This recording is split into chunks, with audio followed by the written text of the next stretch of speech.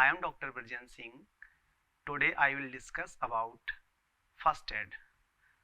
तो आज हम बात करेंगे फर्स्ट एड की। फर्स्ट एड क्या होता है, उसमें किस किस टेक्निक को हम यूज़ करते हैं। तो सबसे पहली बात करते हैं, first aid is the first assistance और treatment given to a casualty or a sick person for any injury or sudden illness before the arrival of an ambulance, the arrival of a qualified paramedical or medical person, or before arriving at a facility that can provide professional medical care। तो अभी हमने देखा कि first aid वह चिकित्सा है जो कि कैजुअलिटी होने के बाद आप सबसे पहले करते हैं। जैसे कि आपने देखा कि दुर्घटना में किसी आहत व्यक्ति अथवा बीमार व्यक्ति को किसी चोट लगने अथवा अचानक बीमार पड़ने पर एम्बुलेंस आने से पहले, किसी योग्य पैरा चिकित्सक या डॉक्टर के आने से पहले, या किसी ऐसे स्थान पर पहुंचने से पहले जहां पे उसका प्रोफेशनली ट्रीटमेंट हो सके, जो ट्रीटमेंट दिया जा रहा है या जो फर्स्ट एड प्रोवाइड किया जा रहा है उसको हम फर्स्ट एड कहते हैं। As a consequences of disaster or civil strife, people suffer injury which refer urgent care and transportation to the nearest health care facility।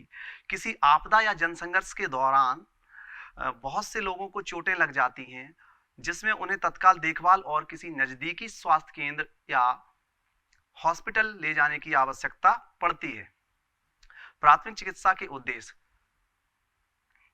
The AIIMS of first aid. तो सबसे पहला एम क्या होगा first aid का? To preserve life, किसी भी हाल में हमें जिंदगी को बचाना है।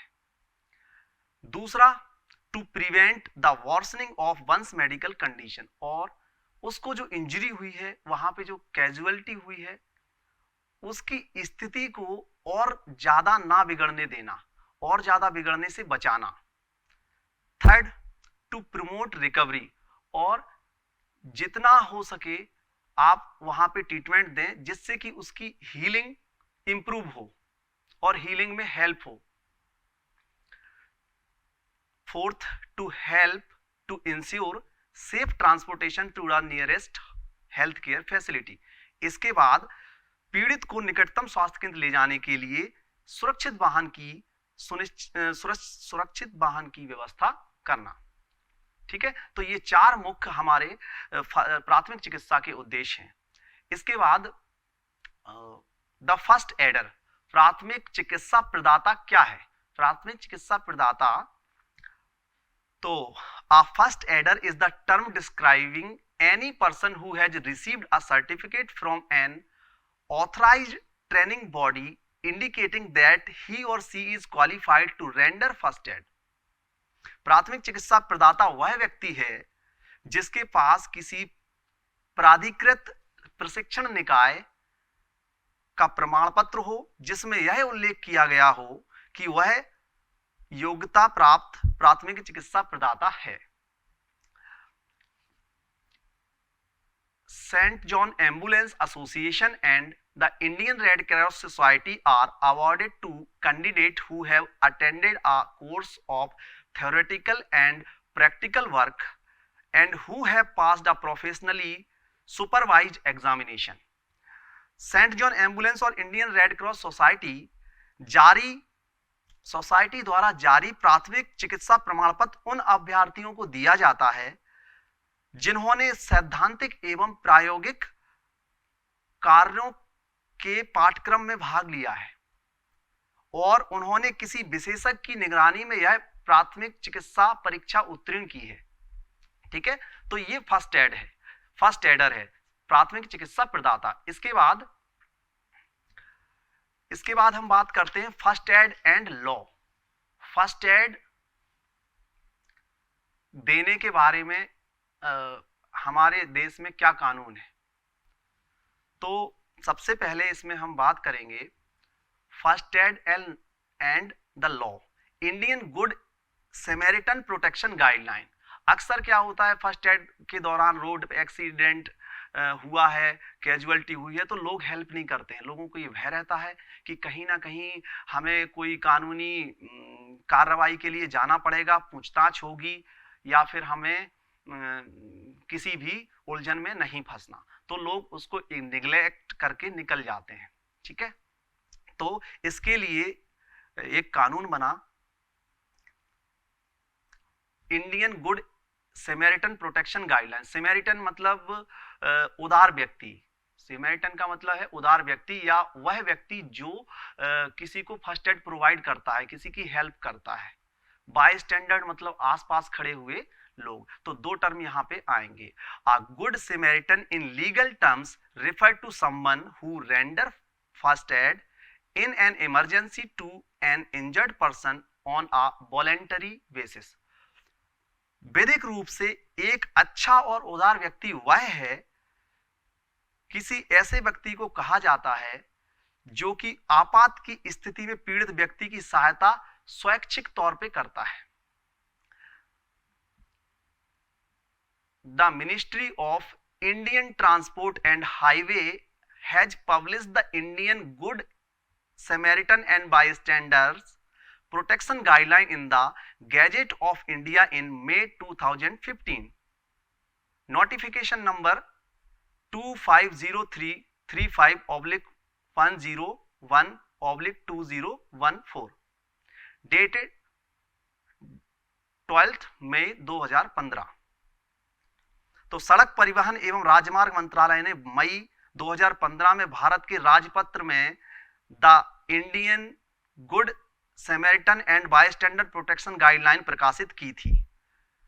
दिनांक 12 मई 2015 की अधिसूचना संख्या इतने इतने में ये प्रकाशित हुई थी। इन निर्देशों का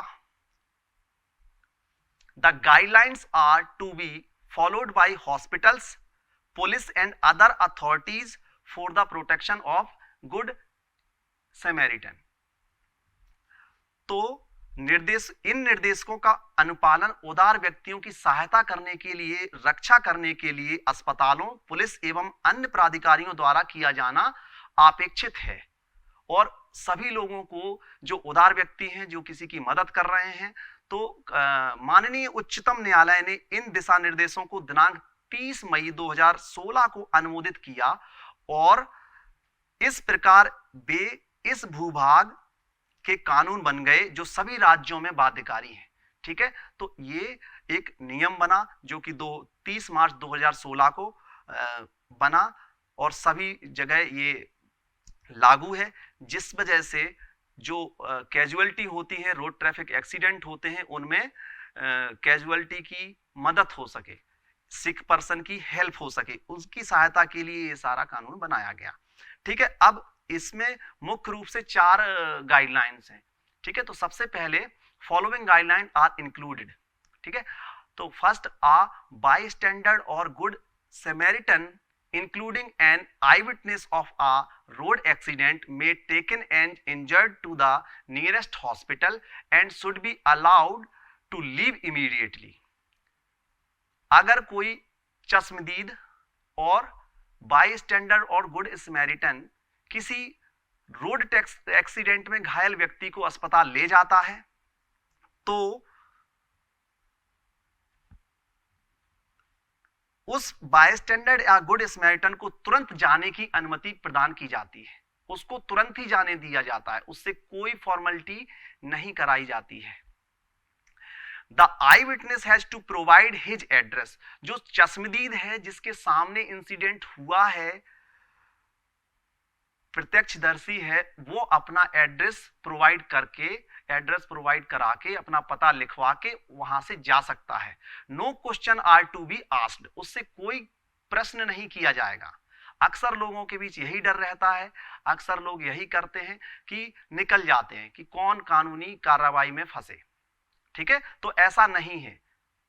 इसके बाद the bystander or good Samaritan shall not be liable for any civil and criminal liability. जो गुड सैमरिटन और बायस्टैंडर्ड किसी भी आपराधिक एवं सिविल दायित्व के लिए उत्तरदायी नहीं होंगे। Third, bystander or good Samaritan who take a phone call to inform the police or emergency services for the person lying injured on the road cannot be compelled to give his name or personal detail on the phone or in person. Road traffic accident के दौरान अगर कोई उदार व्यक्ति किसी casualty की सिक person की मदद करता है, उसके लिए फोन कॉल करता है, पुलिस को फोन कॉल करता है, मेडिकल इमरजेंसी सर्विसेज को कॉल करता है, तो उस दौरान उस व्यक्ति से किसी तरह की कोई जानकारी नहीं ली जाएगी, किसी तरह का कोई प्रश्न नहीं पूछा जाएगा, अथवा व्यक्तिगत रूप से उपस्थित होकर अपना नाम और व्यक्तिगत विवरण देने के लिए बाध्य नहीं किया जाएगा। किसी तरह की कोई इंक्वायरी नहीं की जाएगी। गुड समैरिटन का नाम और संपर्क विवरण बताया जाना स्वैच्छिक अथवा वैकल्पिक होगा। अगर वो अपनी इच्छा से बताना चाहता है तो वो ऑप्शनल है, ठीक है। अगर नहीं बताना है तो मत बताइए, ठीक है। Fourth, the lack of response by a medical doctor in an emergency pertaining to road accident shall constitute professional misconduct. सड़क दुर्घटना से संबंधित किसी आपातकालीन परिस्थिति में जिस समय डॉक्टर के चिकित्सीय देखभाल प्रदान किए जाने की आशा की जाती है, किसी डॉक्टर द्वारा प्रतिक्रिया के अभाव को व्यावसायिक कदाचार के अंतर्गत सम्मिलित किया जाएगा, वो प्रोफेशनल मिसकंडक्ट कहा जाएगा। अगर कोई डॉक्टर कोई हॉस्पिटल में मरीज लेने से इनकार कर रहा है, कोई डॉक्टर रिस्पॉन्ड नहीं कर रहा है, उदासीनता दिखा रहा है, तो ये उसके प्रोफेशनल मिसकंडक्ट के अंडर आएगा, उसके खिलाफ कार्रवाई हो सकती है। इसके बाद उपचार करने का दायित्व, duty of giving care. Usually, if a volunteer comes to the aid of an injured or sick person who is a stranger, the person giving the aid obey the stranger a duty of being reasonably careful. सामान्यतः यदि कोई स्वयंसेवक ऐसे किसी जख्मी और बीमार व्यक्ति की सहायता करने के लिए आगे आता है, तो उस अजनबी व्यक्ति की मदद करने के लिए वहां पे उसको स्वयं ही सावधानी रखनी पड़ेगी, क्योंकि वो अजनबी है, तो उसकी इलाज के दौरान उसको कुछ सावधानियां रखनी पड़ेंगी, उसको सावधान रहना पड़ेगा। In relation the duty of giving care, there is currently no legal obligation for first aider to provide first aid in a general public contact. देखभाल करने के कर्तव्य के संबंध में उस समय प्राथमिक चिकित्सा प्रदाता के लिए ऐसी कोई कानूनी बाध्यता नहीं है कि वह सामान्य जनता की प्राथमिक चिकित्सा करे। ऐसा कोई कानूनी बाध्यता नहीं है कि कोई प्राथमिक चिकित्सा प्रदाता है और उसको किसी भी नॉर्मल पॉपुलेशन का उसको ट्रीटमेंट करना है, ठीक है, जब तक कि वह उसके काम का एक भाग ना हो, जब तक कि वह उसके काम का एक हिस्सा ना हो, not unless it's part of a job description. First aid officer in workplace, कार्यस्थलों पर प्राथमिक चिकित्सा अधिकारी एवं school teachers have a duty of care, और अध्यापक प्राथमिक चिकित्सा दे सकते हैं। Next, once a first aider begins to provide first aid, a duty of care is established and the first aider then has an obligation to fulfill the duty of care। जैसे ही कोई प्राथमिक चिकित्सा प्रदाता प्राथमिक चिकित्सा करना आरंभ कर देता है, अगर कोई फर्स्ट एडर किसी को फर्स्ट एड देना शुरू कर देता है, वैसे ही उसकी देखरेख करना उसका कर्तव्य बन जाता है, और तब प्राथमिक चिकित्सा प्रदाता का यह दायित्व हो जाता है कि वह चिकित्सा प्रदान करने के अपने कर्तव्य को पूरा करे, कंप्लीट करे, उसको छोड़ के ना भागे। अगर आप वहां से जा रहे हैं तो तभी जाइए जब वहां पे इमरजेंसी सर्विसेज वहां पे पहुंच चुकी हैं, मेडिकल प्रोफेशनल वहां पे पहुंच चुके हैं, तभी आप वहां पे छोड़ के जाइए, जब तक उसको अकेला ना छोड़ें। If a road user involved in an accident, there is a legal requirement to stay at the scene, assist the injured and report the incident to the police. यदि कोई सड़क दुर्घटना किसी राहगीर के सामने होती है तो वहां पे उसके क्या कर्तव्य बनते हैं? तो कानून उससे यह अपेक्षा करता है कि वह घटना स्थल पर रुके और घटना की सूचना पुलिस को दे और इमरजेंसी सर्विसेज को कॉल करे। ऐसे नहीं कि घटना आपके सामने हुई और आप वहां से चले जाएंगे। ऐसी कोई कानूनी बाध्यता नहीं है, परंतु आपका ये कर्तव्य है और आपको ये करना चाहिए। कानून आपसे इस चीज की अपेक्षा रखता है। Not fulfill a duty of giving care leaves the first aider open to question of negligence. किसी प्राथमिक चिकित्सा प्रदाता द्वारा चिकित्सा प्रदान करने के अपने दायित्व का निर्वहन ना करने का आशय यह हो जाता है कि उसने अपने कर्तव्य के प्रति लापरवाही की है। There is no law that forces anyone to treat a casualty. This does not mean that one can simply leave a casualty who you know is in danger. हालांकि ऐसा कोई कानून नहीं है कि जो दुर्घटना में आहत किसी व्यक्ति की मदद करने के लिए किसी पर दबाव डाले, परंतु इसका आशय यह भी नहीं है कि कोई व्यक्ति यह जानते हुए भी दुर्घटना स्थल से चला जाए कि जख्मी व्यक्ति का जीवन खतरे में है। ऐसा करने से आप अपने कर्तव्य विमुख होने के उत्तरदायी होंगे। यदि आप प्राथमिक चिकित्सा, if you are not happy to provide first aid, there are several things you can and should do including. अगर आप प्राथमिक चिकित्सा प्रदान करने में खुश नहीं हैं तो कई ऐसे कार्य हैं जिन्हें आप कर सकते हैं। बहुत से ऐसे काम हैं जिन्हें आप कर सकते हैं और वे कार्य आपको करने ही चाहिए। इन कार्यों में निम्नलिखित कार्य शामिल हैं। First, inform someone such as the police और इमरजेंसी सर्विसेज। घटना की सूचना आप इमरजेंसी मेडिकल सर्विसेज को दे सकते हैं और पुलिस को दे सकते हैं। Next, make the area around the casualty safe और योरसेल्फ। अपने और कैजुअलिटी के आसपास के एरिया को सुरक्षित करें। और next, monitor the casualty and find out what happened. Casualty को देखें, उसका अवलोकन करें और वहां पे ये पता करें कि उसकी चोट कितनी गंभीर है। उस हिसाब से आप मेडिकल इमरजेंसी सर्विसेज को आप सूचना दें।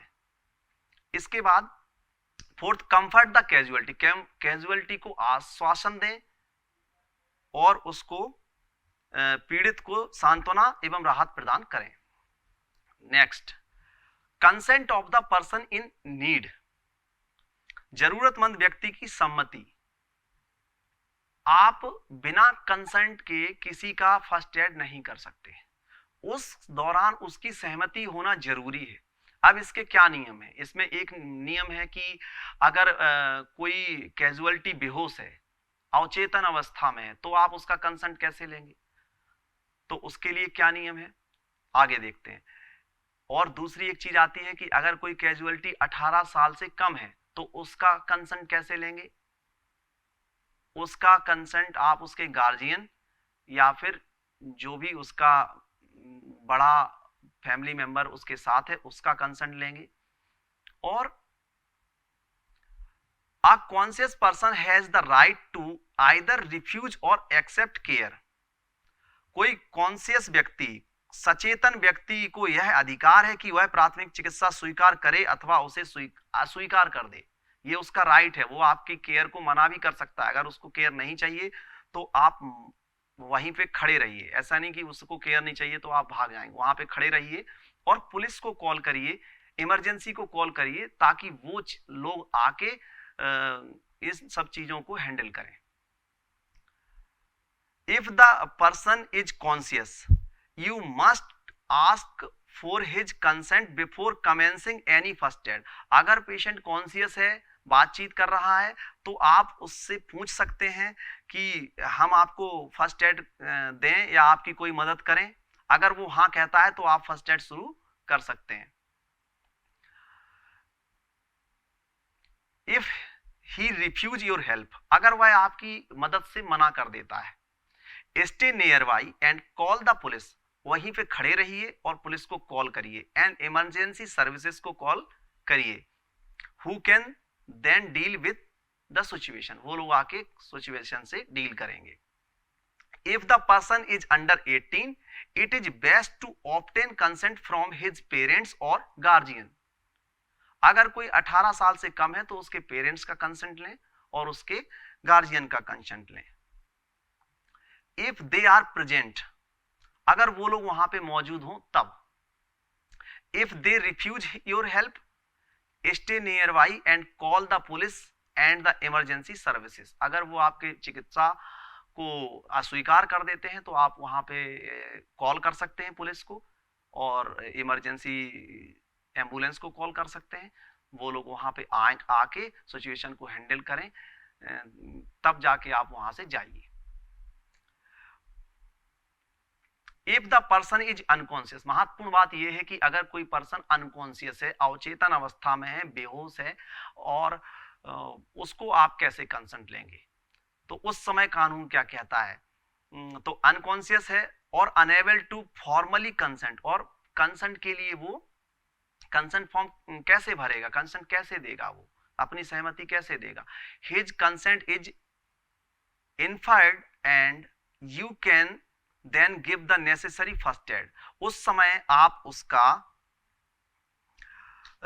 यदि व्यक्ति बेहोश की स्थिति में है अथवा अपनी स्वीकृति देने में अक्षम है तो उसकी सम्मति उपलक्षित मान ली जाती है और तब आप उसे जरूरी प्राथमिक चिकित्सा प्रदान कर सकते हैं, क्योंकि अगर आप उसके उठने का इंतजार करेंगे तो उसकी स्थिति और बिगड़ सकती है। तो उस स्थिति में आप उसका फर्स्ट एड दे सकते हैं और फर्स्ट एड दें ताकि उसका रिकवरी इजी हो, उसकी जो कंडीशन बिगड़ रही है उसमें कोई राहत मिले।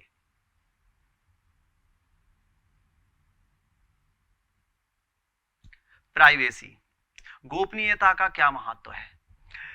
फर्स्ट एड के दौरान, in any first aid situation, the first aider must take a step to assist the person to maintain personal privacy. प्राथमिक चिकित्सा की हर स्थिति में प्राथमिक चिकित्सा प्रदाता उस व्यक्ति की निजता बनाए रखने में सहायता करेगा, किसी तरीके से उसकी प्राइवेसी को मेंटेन करेगा।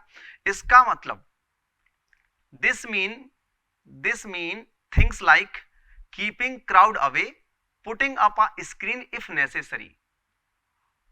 इसका मतलब यह है कि वहां मौजूद भीड़ को आप अलग कर सकते हैं और वहां पे एक पर्दा डाल सकते हैं अगर जरूरी है तो, and covering any exposed part with blanket और सीट्स इफ अवेलेबल। अगर वहां पे कोई ब्लैंकेट मौजूद है तो, या फिर कोई गमछा मौजूद है, बहुत से लोगों ने तौलिया डाल रखी होती है, तो मरीज का अगर कोई बॉडी पार्ट एक्सपोज्ड है, खुला हुआ है, तो आप उसको ढक सकते हैं और अगर जरूरत लगती है तो वहां पे एक पर्दा क्रिएट कर सकते हैं। और इसके बाद the first aider also need to take step to maintain confidentiality. प्राथमिक चिकित्सा प्रदाता को गोपनीयता बनाए रखने के लिए भी आवश्यक कदम उठाने चाहिए। उसके लिए आपको आवश्यक कदम उठाने चाहिए। This means not talking about the incident to other people. इसका मतलब यह है कि आप उस घटना की जानकारी किसी को ना दें, उसके विषय में किसी अन्य व्यक्ति से चर्चा ना करें।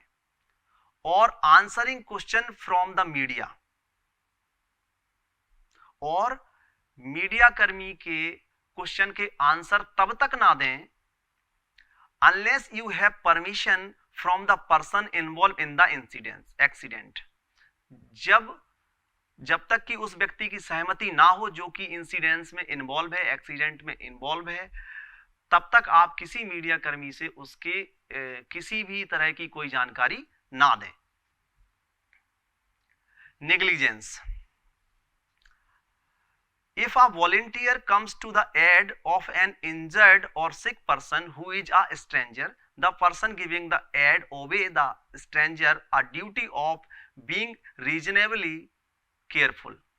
अगर कोई स्वयं सेवक किसी ऐसे घायल या रोगी व्यक्ति की सहायता करने के लिए आगे आता है जो कि उसके लिए एकदम से अनजान है, अजनबी है और वह व्यक्ति उससे बिल्कुल अपरिचित है, तो प्राथमिक उपचार कर रहे व्यक्ति का उस अजनबी के प्रति यह दायित्व है कि वह पूरी तरह उससे सावधान रहे. Not fulfilling breaking a duty of care leaves the first aider open to the question of negligence. अपने दायित्व का निर्वाह ना करने अथवा प्राथमिक चिकित्सा के अपने कर्तव्य को पूरा ना करने से प्राथमिक चिकित्सा प्रदाता पर अपने कर्तव्य की अवहेलना करने का आरोप लगाया जा सकता है. अगर आप अपने कर्तव्य को पूरा नहीं कर रहे हैं, आप किसी को ट्रीट नहीं कर रहे हैं, उसको फर्स्ट एड नहीं दे रहे हैं, तो आप पे अपने कर्तव्य की अवहेलना का आरोप लगाया जा सकता है. It is unlikely that a first adder would be sued as long as not practiced outside the parameter of the technique taught at the first aid training.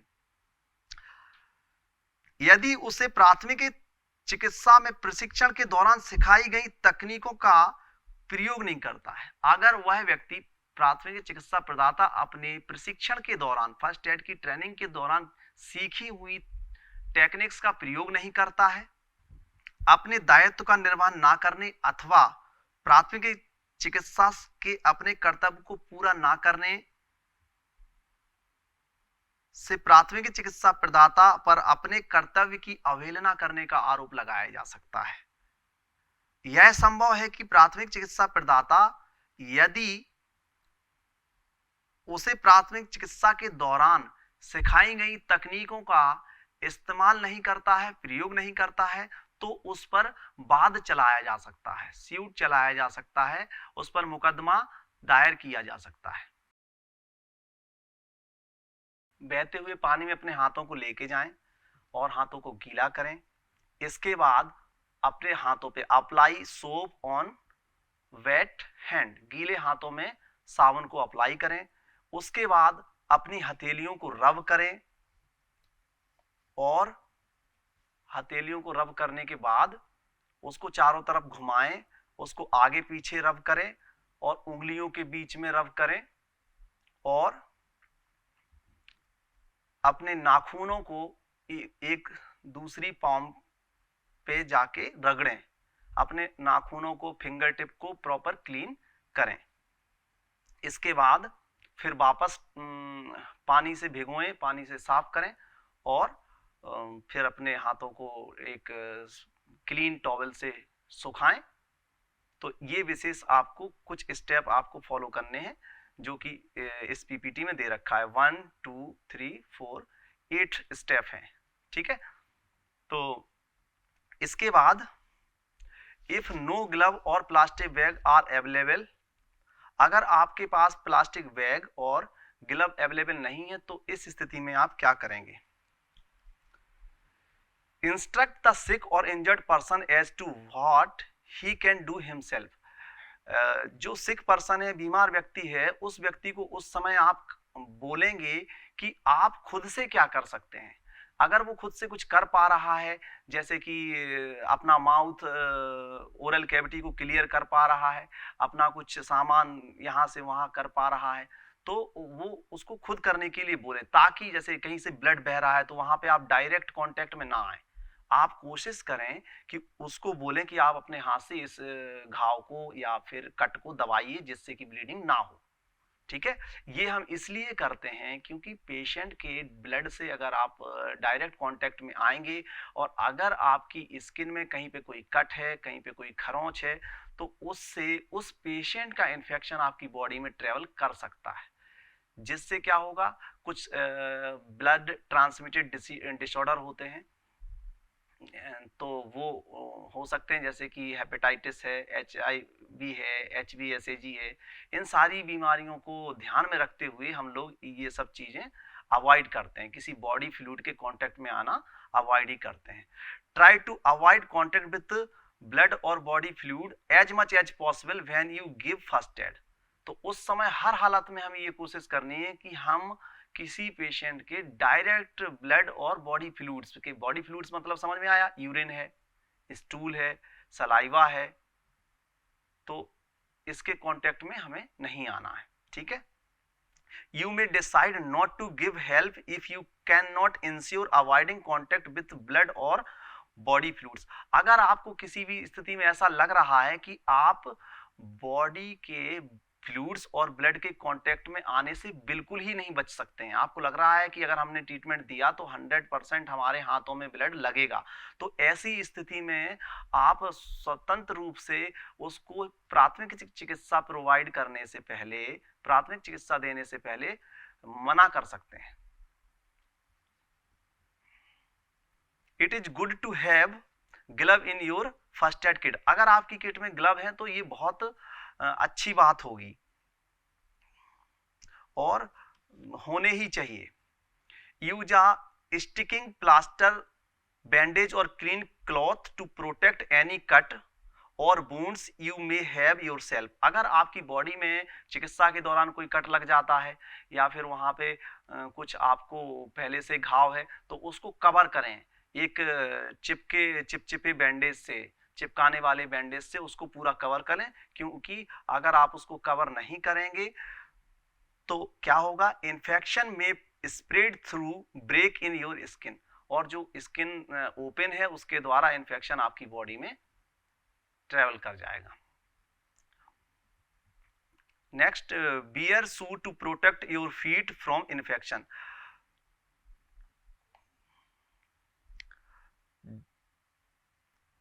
पैरों को इन्फेक्शन से बचाने के लिए आप शू को पहन सकते हैं, जूतों को पहन सकते हैं, जूते का इस्तेमाल कर सकते हैं।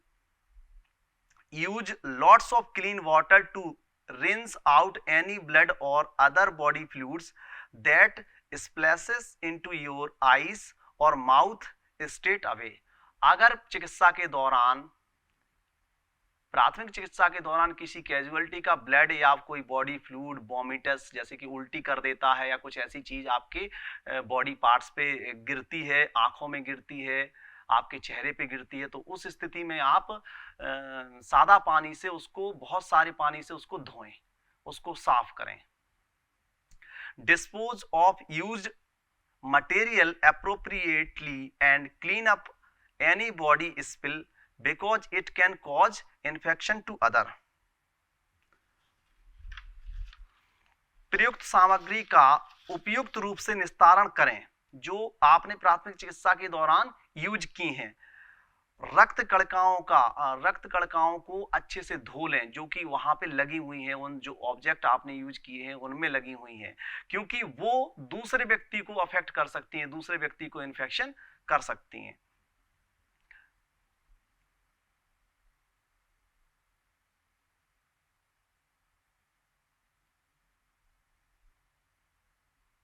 Be very careful with sharp objects, they should be disposed of with care।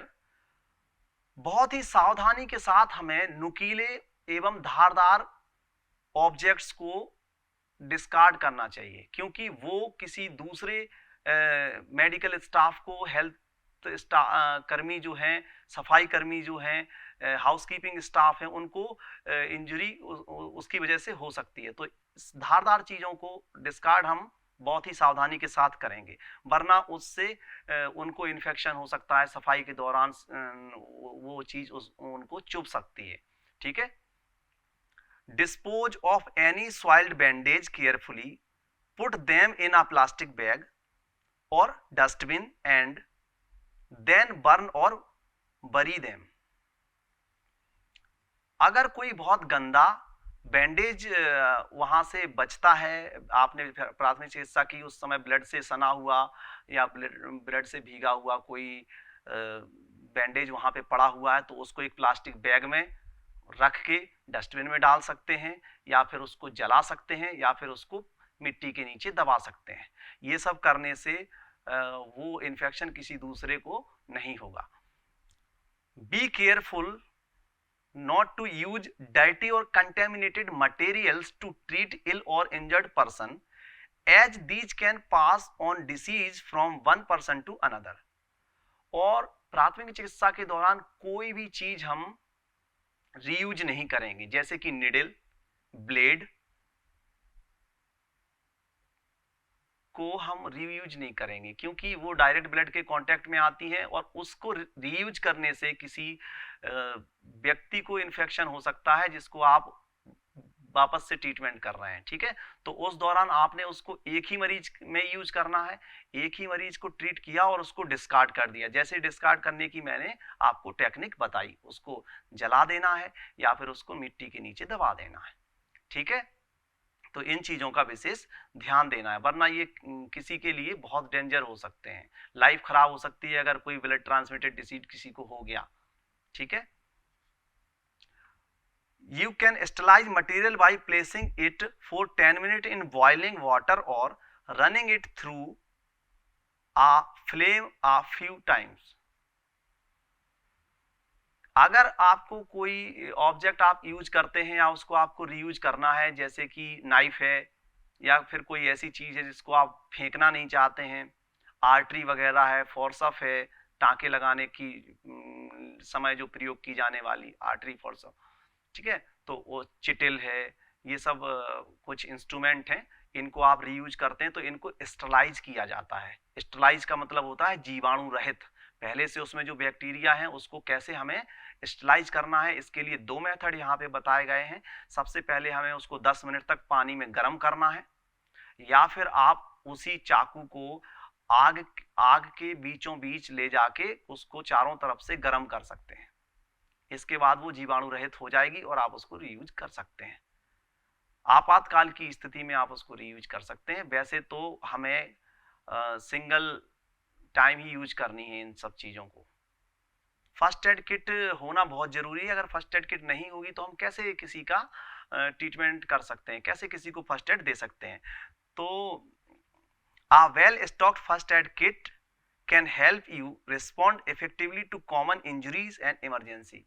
First aid kit आपकी उस समय मदद करेगी जब आपके सामने किसी भी तरह की मेडिकल प्रॉब्लम या किसी भी तरह की इमरजेंसी होगी, तो ये 100% आपको कहीं ना कहीं कुछ ना कुछ मदद जरूर करेगी।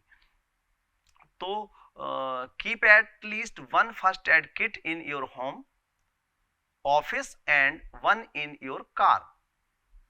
आप अपने घर पे एक फर्स्ट एड किट जरूर रखें, हो सके तो ऑफिस में भी रखें और कार में भी रखें, क्योंकि परेशानियां और व्याधियां और दुर्घटनाएं बता के नहीं होती हैं, ये कभी भी किसी भी समय हो सकती हैं। उस समय शायद मेडिकल आसपास ना हो और कोई मेडिकल हेल्प ना पहुंचे, तो ऐसी स्थिति में आपके पास अगर फर्स्ट एड किट है तो आप कुछ तो इलाज वहां पे दे सकते हैं, कुछ तो चिकित्सा वहां पे हो सकती है। Store your kits in easy to retrieve location that are out of the reach of young children. कोशिश करें कि जो फर्स्ट एड किट है उसको एक ऐसी लोकेशन पे रखें जिसके बारे में घर के सभी सदस्यों को पता हो और जो आसानी से वापस आपको प्राप्त हो जाए, पुनः आपको प्राप्त हो जाए, बार बार उसको ढूंढना ना पड़े आपातकालीन स्थिति में। और कोशिश करें कि ये बच्चों से दूर रहे, बच्चों की पहुंच से दूर रहे। और इसमें एक बहुत ही महत्वपूर्ण बात यह है कि you can make a difference for someone when you apply your knowledge of first aid. ये इसमें बहुत अच्छी चीज है। अगर आप फर्स्ट एड के दौरान सिखाई गई तकनीकी का इस्तेमाल अपने दैनिक जीवन में कभी ऐसी कोई समस्या आती है उस समय करते हैं, तो ये चीज आपको बहुत सारी भीड़ से अलग करती है, बहुत सारे लोगों से अलग करती है। तो इस हिसाब से हमें ये चीजें जरूर सीखनी चाहिए और इनको बहुत ही ध्यान से सुनना चाहिए। तो फर्स्ट एड किट कितनी तरह की होनी चाहिए? बेसिकली 3 तरह की फर्स्ट एड किट यहाँ पे हैं, मेंशन है। तो 3 तरह की कौन कौन सी? स्मॉल फर्स्ट एड बॉक्स, एक स्मॉल फर्स्ट एड बॉक्स होगा, एक मीडियम फर्स्ट एड बॉक्स होगा और एक लार्ज फर्स्ट एड किट होगी। ठीक है, तो जो स्मॉल फर्स्ट एड किट है कार के लिए, घर के लिए और ऑफिस के लिए। उसमें क्या क्या सामग्री होनी चाहिए? देखिए, पेन किलर होनी चाहिए, दर्दनाशक दवाइयां होनी चाहिए जिसमें डिक्लोफेनिक सोडियम, इसके अलावा एडहेसिव बैंडेज, स्प्लिंट बनाने के लिए आपके किट में आइसक्रीम स्पून होना चाहिए, ओआरएस होना चाहिए, इलेक्ट्रोलाइट्स इलेक्ट्रॉल होना चाहिए, और 10 बैंडेड होना चाहिए, बैंडेड स्ट्रिप, कॉटन होनी चाहिए, सीजर होना चाहिए, इसके बाद नेल कटर होना चाहिए, बीटाडिन होना चाहिए, हाइड्रोजन पेरोक्साइड होना चाहिए, कॉटन होना चाहिए। ये सारी चीजें आपकी किट में होना चाहिए। ट्रायंगुलर बैंडेज होना चाहिए, प्लास्टिक माउथ टू माउथ रेसक्सिटेटर होना चाहिए जिससे आप माउथ टू माउथ ब्रीथ दे सकते हैं सीपीआर के दौरान। ठीक है। टैबलेट में पैरासीटामोल, लूज मोशन के लिए लोप्रामाइड, वॉमिटिंग के लिए ऑनडेम, ऑनडेस्टेरोन या फिर पेरिनॉर्म, इस तरीके की कुछ दवाइयां आपकी किट में होनी चाहिए। मीडियम, इसके बाद मीडियम जो फर्स्ट एड बॉक्स होता है उसमें थोड़ा सा ज़्यादा सामान रहता है, जैसे रोलर बैंडेज भी रहता है। रोलर बैंडेज के अलावा वन पैकेज का जो वन पैक गॉज होता है, पैकेज स्टलाइज कॉटन होता है, उसमें 4 पैक होते हैं, 6 स्टलाइज आई पैड्स रहते हैं, और 1 ट्यूब सिल्वर नाइट्रेट का रहता है जो बर्न में यूज होता है। ओमनी जेल टाइप दर्दनाशक ऑइंटमेंट होना चाहिए, और टॉर्च होना चाहिए एग्जामिनेशन के लिए, सेफ्टी पिन होना चाहिए, आइसक्रीम स्पून होना चाहिए स्प्लिंट के लिए। तो इसमें थोड़ा सा दवाइयाँ थोड़ी सी ज़्यादा होंगी, जिसमें एंटी एलर्जिक भी हो सकती है, एनाल्जेसिक्स भी हो सकती हैं, और anti emetic just like Ondem, Perinorm, anti gastric just like pantoprazole, ऑनडेस पेंटाप्रोजोल, डोम्प्रीडन और रेविप्राजोल, ये सारी दवाइयाँ उसमें होनी चाहिए। एक राइटिंग पैड होना चाहिए, पेन होना चाहिए, 1 रिकॉर्ड कार्ड इन plastic cover, sterilise extra large dressing pad होना चाहिए। तो ये सारा सामान आपकी medium first aid kit box में होना चाहिए।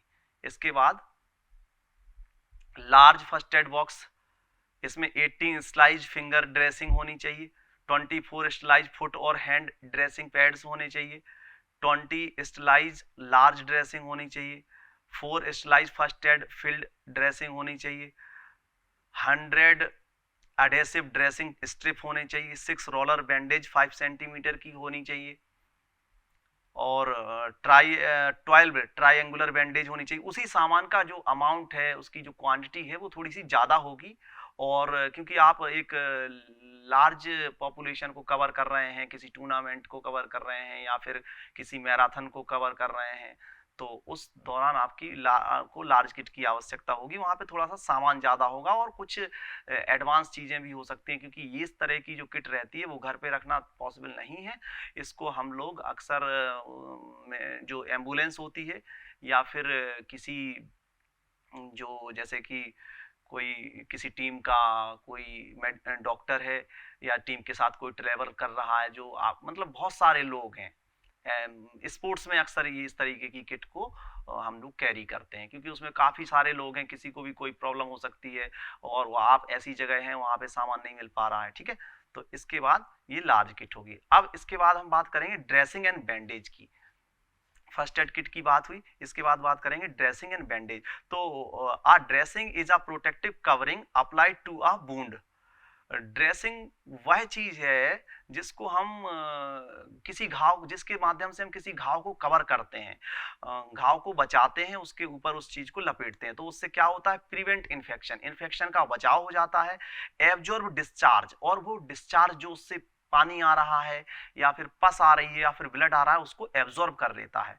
और कंट्रोल ब्लीडिंग, जब आप उस पर अप्लाई करेंगे तो कंप्रेस होगा, कंप्रेस होने की वजह से फिर ब्लीडिंग वहां पे कम हो जाएगी।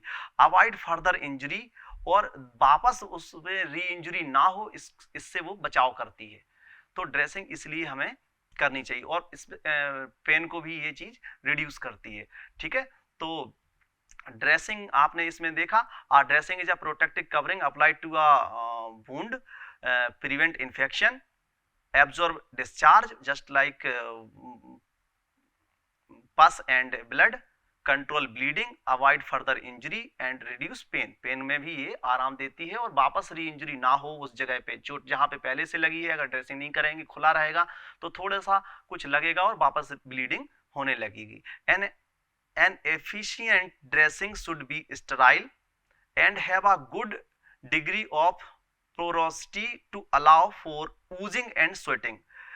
जो ड्रेसिंग होनी चाहिए, इफिशिएंट ड्रेसिंग होनी कैसी होनी चाहिए, उसमें मुख्य बात रहनी चाहिए कि जालीदार होना चाहिए। जालीदार होगी तो वहां से क्या है, बहुत सारा जो स्वेटिंग है, ब्लड है या फिर जो ऑइंटमेंट लगाया उसकी वजह से कुछ पानी जैसा वाटरी कुछ सब्सटेंस आ रहा है तो वो बाहर इजीली निकल जाए।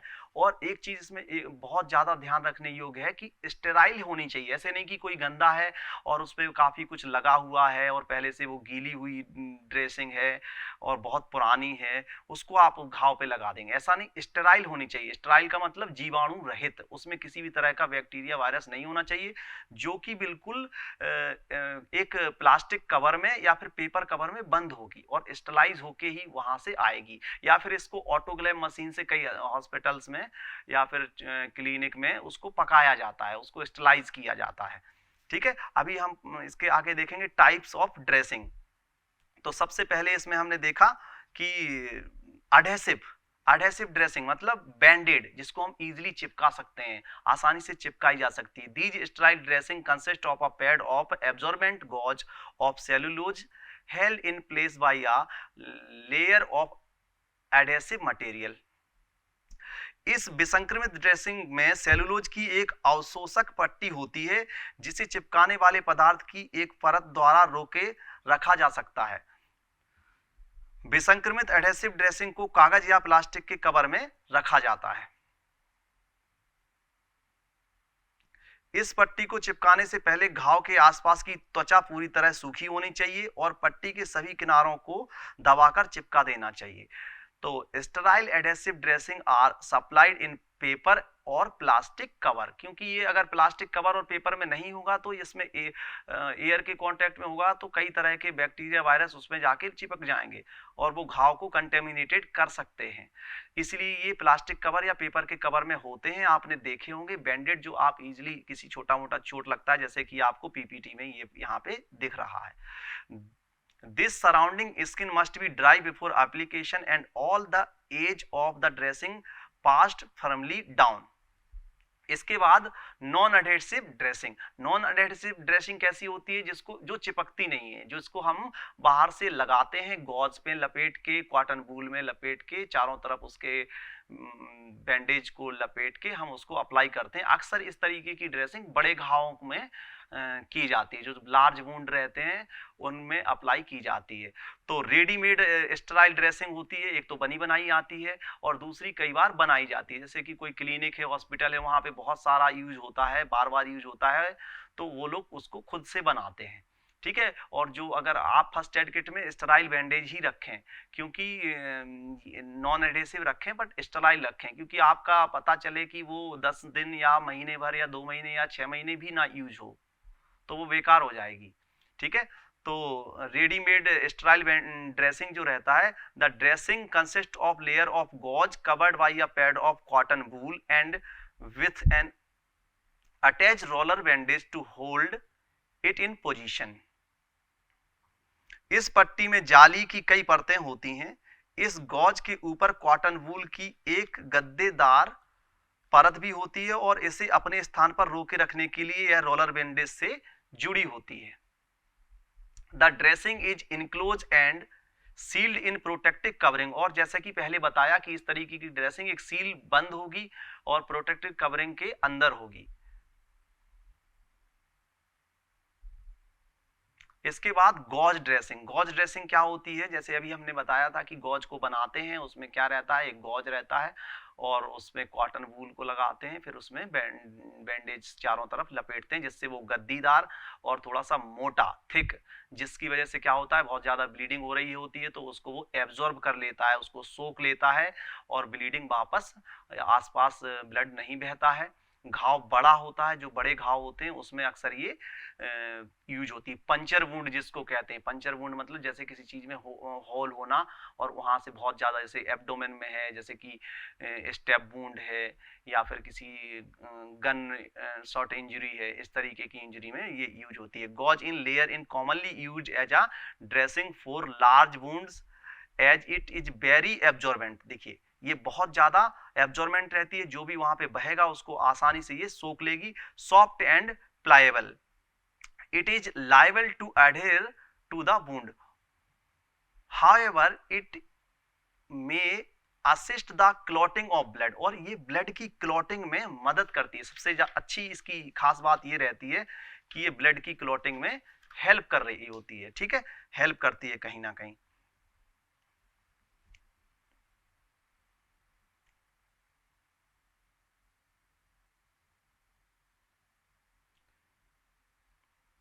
The dressing should be covered by one or more layer of cotton wool. इस ड्रेसिंग को कॉटन वूल की एक या एक से अधिक परतों से ढका जाना चाहिए, क्योंकि ज्यादा परत होगी तो वो ज्यादा एब्जॉर्बेंट होगी, ठीक है।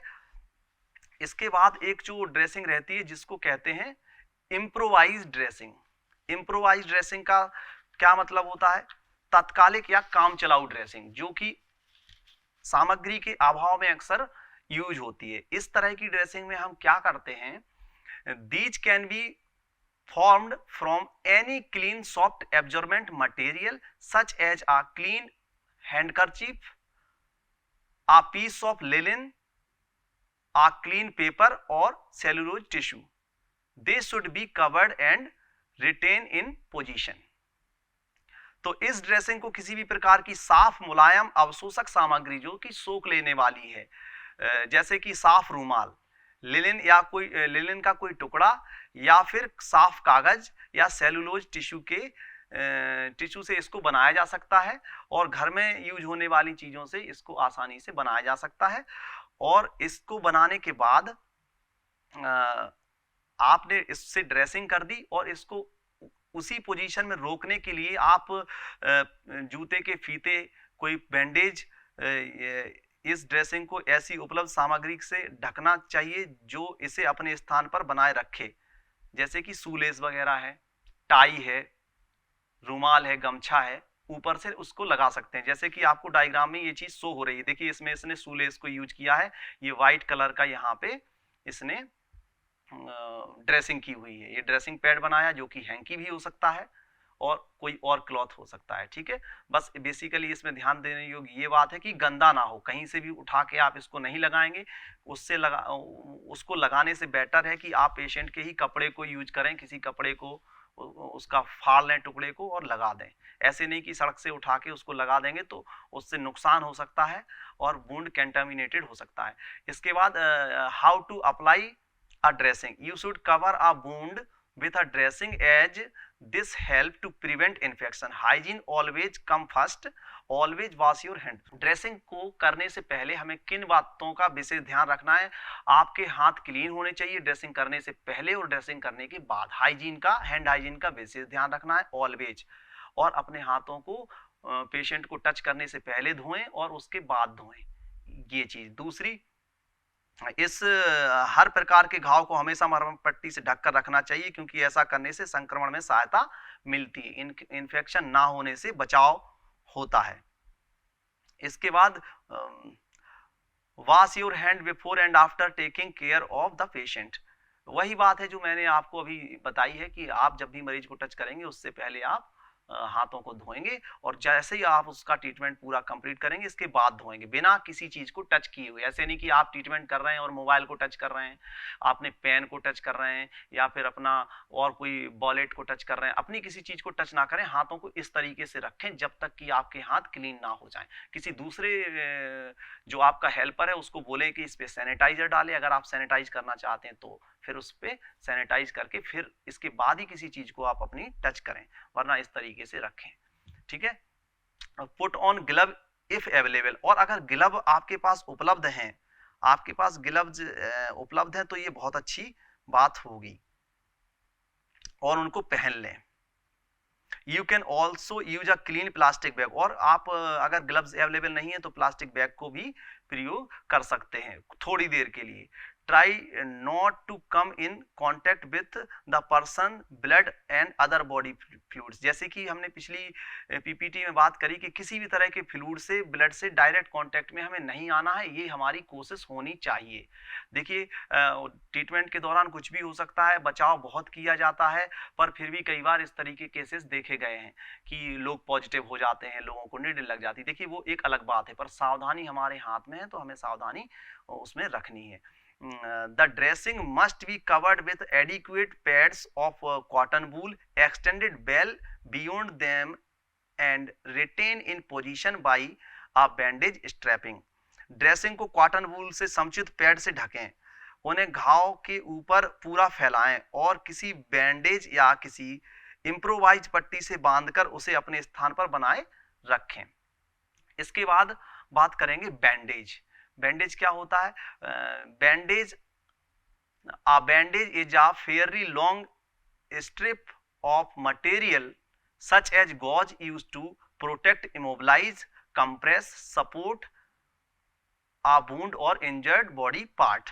तो देखिए ड्रेसिंग जो है, जो बैंडेज रहती है वो ड्रेसिंग को कवर करने में मदद करती है। जैसे आपने ड्रेसिंग पैड यूज किया तो उसको बांधने में जो चीज मदद करेगी उसको हम बैंडेज कहते हैं। ठीक है, बैंड एड अलग होता है, बैंडेज अलग होता है। ठीक है, इन चीज को कभी मिक्स नहीं करेंगे। बैंडेड होता है चिपकाने वाला, आप उसको यूज करते हैं और उसको चिपका देते हैं। बैंड एड हो गया, एडेसिव होता है, उसमें एडेसिवनेस रहती है। बैंडेज में एडेसिवनेस बिल्कुल भी नहीं रहती है। ये एक साधारण पट्टी होती है जो कि गॉज से बनी रहती है, जालीदार होती है, जिसमें हवा आ जा सकती है। तो बैंडेज गॉज ऐसे किसी कपड़े की बनी लंबी पट्टी होती है जिसका प्रयोग घाव या शरीर के जख्मी अंग की रक्षा करने, उसे स्थिर बनाने या सहारा देने के लिए किया जाता है। जैसे कि इसमें देखा आपने, यूज टू प्रोटेक्ट मतलब बचाव, इमोबिलाइज मतलब उसको स्थिर रखना। जैसे कि आपका वो अंग जो इंजर्ड है हिलना डुलना नहीं चाहिए, अगर हिलेगा डुलेगा तो वो स्थिति बिगाड़ देगा। और भी चीजों की इंजरी हो सकती है, जैसे कि सॉफ्ट टिश्यू नर्व इंजरी हो सकती है, आर्टरी वेन का इंजरी हो सकता है। ठीक है, तो उसको इमोबिलाइज किया जाता है। कंप्रेस अगर होगा तो क्या होगा? ब्लीडिंग नहीं होगी। कंप्रेशन की वजह से क्या होगा? ब्लीडिंग नहीं होगी और सपोर्ट भी मिलेगा। ठीक है, इसके बाद there are a number of different first aid use for bandage. यहाँ पे बैंडेज के फर्स्ट एड के दौरान बहुत सारे उपयोग हैं। प्राथमिक चिकित्सा में बैंडेज के कई प्रयोग होते हैं। ठीक है, they can use to secure dressing, control bleeding, support and immobilise limbs, reduce pain and control swelling in an injured part. जिस पार्ट में इंजरी हो रखी है उस पार्ट को इमोबिलाइज करने में मतलब स्थिर रखने में, जिसमें कोई मूवमेंट ना हो, ब्लीडिंग को कंट्रोल करने में तथा घाव को कवर करने में और पेन को, दर्द को कम करने में मदद करती है। जख्मी अंग में सूजन को नियंत्रित करने के लिए भी हम बैंडेज का प्रयोग करते हैं। These are made from flannel, calico and elastic net or special paper. यह बैंडेज फ्लालेन और लचीले जाली एवं एक विशिष्ट प्रकार के कागज से बनी होती है। If you know bandage available, you can improvise one from an everyday item. For example, जैसे कि आपके पास अगर बैंडेज अवेलेबल नहीं है, आप उसको कैसे बांधें, कैसे उससे सिलिंग बनाएं, कैसे उसको सपोर्ट करें, तो वहाँ पे इम्प्रोवाइज बैंडेज आप यूज कर सकते हैं। जैसे कि अभी बताया था, टाई को यूज कर सकते हैं, गमछा को यूज कर सकते हैं, रूमाल को यूज कर सकते हैं, और शूलेस जो फीते हैं, जूते के फीते रहते हैं, उनको यूज कर सकते हैं। तो यूज कर सकते हैं। For example, you can fold a square of fabric such as head scarf जो रहता है, diagonally to make a triangular bandage and a roller bandage if further folded, और अगर उसको आप एक बार और फोल्ड कर देंगे तो फिर वो क्या बन जाएगी, रोलर बैंडेज बन जाएगी। ट्रायंगुलर बैंडेज भी बना सकते हैं आप, उसको स्क्वायर में फोल्ड करेंगे तो, और फिर उसको डायगोनली ऐसे फोल्ड कर देंगे तो वो ट्रायंगुलर बैंडेज बन जाएगी। इसके बाद फिर वो अगर आप उसको बनाना चाहें तो रोलर बैंडेज भी वो बन जाएगी। आ बेल्ट, टाई और some other materials can also use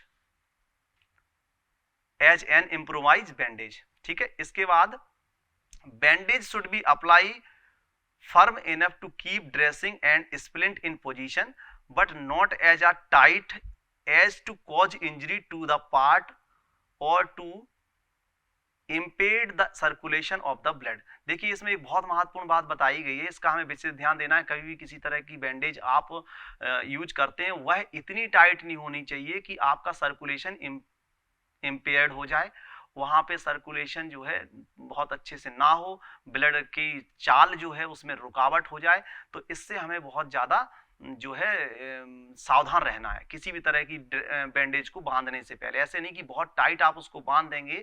अभी इसका पता कैसे करेंगे कि बैंडेज जो है बहुत टाइट है, क्योंकि कोई पर्सन है वो अनकॉन्शियस है, बेहोश भी हो सकता है वो नींद में हो सकता है वो सेमी अनकॉन्शियस हो सकता है, तो वो कुछ समय के लिए आपको ये बता नहीं पाएगा कि ये बहुत टाइट है। तो ये इस चीज को आप कैसे देखेंगे, हम आगे चल के इसको bluish tinge of the finger और नेल्स में be a danger sign indicating that the bandage is too tight. देखिए ब्लूइश टिंज मतलब नीले रंग का डिकलरेशन वहां पे हो जाता है, नीले रंग का डिस्कलरेशन वहां पे मौजूद होगा, और जो फिंगर टिप है, नाखून है, आपको नीले नीले दिखाई देंगे। मान लीजिए यहाँ पे इस जगह इंजरी है और आपने जो है ब्लीडिंग को रोकने के लिए बैंडेज यहाँ पे बांधी, तो आगे का जो हमारा हैंड है वहां पे ब्लड सप्लाई इम्पेयर्ड हो जाएगी, यहाँ की ब्लड सप्लाई में रुकावट होगी, तो उंगलियों तक ब्लड प्रॉपर नहीं पहुंचेगा, नाखून तक नहीं पहुंचेगा, तो ये आपको नीले नीले दिखाई देंगे। इसको बेसिकली टर्म है साइनोसिस। साइनोसिस आपको वहां पे देखेगा, साइनोसिस कहते हैं। ठीक है, नीले कलर का किसी अंग का नीला पड़ जाना। ठीक है, अगर और ऊपर कहीं ब्लीडिंग होगी, जैसे होंठ भी कई बार नीले पड़ जाते हैं। ठीक है, तो ये आपका यहाँ पे विशेष आपको ये चीज ध्यान देनी है, अगर नीला पड़ रहा है तो फिर वहां पे उसको टाइट है और उसको ढीला करना है। Loss of sensation is another sign such as bandage should be loosened or removed quickly. और इससे ज्यादा बुरी स्थिति क्या हो सकती है, और अगर वो अंग सुन्न पड़ रहा है, जैसे कि यहाँ पे आपने बंद लगाया हुआ, यहाँ पे आपने बैंडेज को बांधा हुआ है, टॉर्निकेट किया हुआ है, तो अब ये वाला जो पोर्शन है, हाँ, हैंड का, पाम का, अंगूठे का, ये उंगलियां ये सुन्न पड़ रही हैं, किसी तरीके से आपको लग रहा सेंसेशन इसका थोड़ा कम हो रहा है या फिर बिल्कुल भी नहीं है, तो उस स्थिति में तो तुरंत ही बैंडेज को काट के फेंक दें। और ये बहुत ज्यादा खतरनाक कंडीशन हो सकती है, इसके बहुत ज्यादा कॉम्प्लिकेशन हो सकते हैं। ठीक है, तो इसमें ये बहुत ज्यादा ध्यान देने योग्य बात है। टाइप्स ऑफ बैंडेज में there are several types of bandage. देखिए बहुत सारे बैंडेज का टाइप होता है, इसमें हम 2-3 टाइप डिस्कस करेंगे। ट्रायंगुलर बैंडेज होता है, एक रोलर बैंडेज होता है, एक ट्यूबुलर बैंडेज होता है।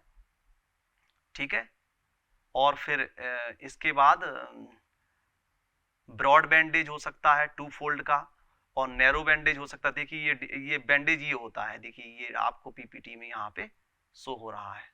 ठीक है, ये ट्रायंगुलर बैंडेज को इस तरीके से फोल्ड करते हैं, फर्स्ट फोल्ड, सेकंड फोल्ड और ये थर्ड फोल्ड। तो यहाँ पे ये इसको हम देख लेते हैं। स्काल्प बैंडेज रहता है, ये देखिए स्काल्प बैंडेज रहता है। खोपड़ी में ड्रेसिंग कैसे करते हैं, ये इसका फर्स्ट ABC इसके ये मेथड है। इसके बाद रहता है, देखिए शोल्डर का बैंडेज है, हैंड का बैंडेज है, ये फिगर ऑफ 8 बैंडेज है। फिगर ऑफ 8 बैंडेज को अक्सर जो क्लेविकल बोन है उसके टूट जाने की स्थिति में करते हैं। ये नी का बैंडेज है।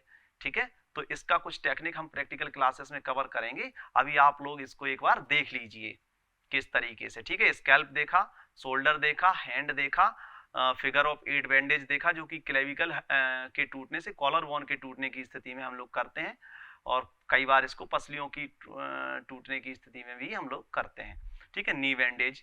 इसके बाद एल्बो बैंडेज, ये देखिए एल्बो का बैंडेज, ये एंकल का बैंडेज। ठीक है, आपको दिखा देते हैं, ये एल्बो का बैंडेज है और ये एंकल का बैंडेज है। इसके बाद लास्ट बहुत छोटी सी एक चीज है, उसको हम डिस्कस करेंगे।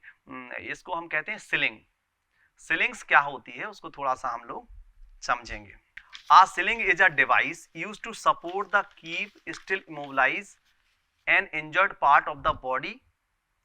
सिलिंग क्या है? किसी इंजर्ड पार्ट को सपोर्ट देने के लिए, उसको इमोबिलाइज करने के लिए जो पट्टी हम यूज करते हैं,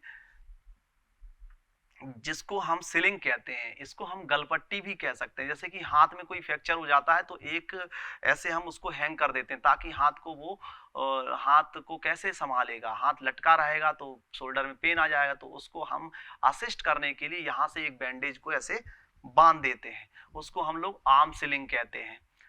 कफ एंड कॉलर सिलिंग भी कहते हैं, कॉलर एंड कफ सिलिंग कहते हैं, अलग अलग तरह के नाम रहते हैं। तो बेसिकली ये करती क्या है? सपोर्ट इंजरी पार्ट, जो इंजर्ड पार्ट है उसको क्या करेगा? सपोर्ट करेगा। और क्या करेगा next? Prevent pull by upper limb to injury of chest, shoulder and neck. और बचाव करेगा सीने में, कंधे में और गले की लगी चोट के ऊपरी अंगों में, गले से ऊपर की चोट के अंगों का ये सब बचाव करेगा। हाथ का भी ये, हाथ की मांसपेशियों में खिंचाव को भी ये रोकेगा। इसके बाद थर्ड है सिक्योर स्प्लिंट व्हेन अप्लाइड। और जो आपने स्प्लिंट की हुई है, जैसे आपने प्लास्टर लगाया, कास्ट लगाया किसी को फ्रैक्चर की स्थिति में, या फिर आपने वहां पे बहुत ज्यादा किसी का अनस्टेबल फ्रैक्चर है, एकदम से टूटा हुआ है, हड्डी इस तरीके से ऐसे हो गई, तो आपने उसको खींच के और वहां पे आपने जिनको हम स्प्लिंट कहते हैं, और इनको हिंदी में कहते हैं खपच्चियां, जिसको फंची बांधना कहते हैं, उसको बांधा हुआ है, तो उनको सपोर्ट प्रोवाइड करने के लिए ये जो आर्म सिलिंग है इसका यूज होता है। अक्सर आपने लोगों को ऐसे हाथ किए हुए देखा होगा, लोग ऐसे गले में उसको एक गमछे को या फिर किसी चीज को बांध के ऐसे हाथों को हाथ को संभाल के रखते हैं। उससे बचाव रहता है कि हाथ आपका लटकता नहीं है, मांसपेशियों में खिंचाव नहीं आएगा, क्योंकि ये कई दिनों का काम रहता है, इमोबिलाइज किया हुआ है, तो आप उसको ऐसे नहीं कि कल खोल लिए। ठीक है, तो अब आजकल तो बहुत सारा रेडीमेड भी आता है, जैसे कि टाइनोर एक ब्रांड है, तो वो हर सभी के लिए इस सिलिंग बनाता है। ठीक है, तो ये आजकल रेडीमेड भी ये चीज आती है। ठीक है, तो इसमें हम थोड़ा सा देख लेंगे आर्म सिलिंग और ट्रायंगुलर आर्म सिलिंग और अंडर आर्म हॉरिजॉन्टल सिलिंग। ठीक है, the large arm sling is use in case of injury of arm, wrist, hand after application of dressing, splint, plaster cast and bandaging. देखो ये सब चीजें इसमें यहाँ पे दी गई हैं। सिलिंग को हम तब यूज करेंगे जब हमने प्लास्टर लगाया हुआ है, कोई स्प्लिंटिंग की है और फिर वहां पे ड्रेसिंग की है, तो अगर वो घाव बहुत ज्यादा है तो हम किसी को इस तरीके से, ये देखिए ये यहाँ पे नेक में ये सपोर्ट है, और इस तरीके से आपका ये रिस्ट और हैंड, इसको कफ एंड कॉलर सिलिंग कहते हैं। This sling is only use to support the wrist to apply a collar and cuff sling. इसका नाम है कॉलर एंड कफ सिलिंग। ठीक है, तो एक इस तरीके का देखिए, ये ट्रायंगुलर सिलिंग है, ये भी आपने कई बार लोगों को ऐसे देखा होगा। ट्रायंगुलर सिलिंग है विद अंडर आर्म अपवर्ड। ये देखिए इसमें पूरा फोर आर्म आपका कंप्लीट है, फोर आर्म पूरा सपोर्ट है। ये देखिए फोर आर्म, जिसको हम अगर फोर आर्म का रेडियस एंड अल्ना का कोई फ्रैक्चर हुआ है, यहाँ पे किसी तरह का घाव हुआ है, तो आप ड्रेसिंग करके इसको ऐसे सपोर्ट कर सकते हैं। ठीक है, इसके बाद एल्बो बैंडेज, ये देखिए ये आजकल जो रेडीमेड टाइनोर में आता है, या फिर बहुत सारी BSN है, बहुत सारी कंपनी है, उनका उन सब ब्रांड्स के ये चीजें आपको मिल जाएंगी। देखिए ये रेडीमेड होगा, ये है होममेड। इसको आप घर पे बना सकते हैं किसी आपातकालीन स्थिति में, किसी गमछे या किसी फिर तौलिया से। ठीक है, ये भी रेडीमेड था, ये भी रेडीमेड ही है। ठीक है, तो यहाँ पे आज की आज वार्तालाप यहीं पे समाप्त करते हैं। Thank you so much.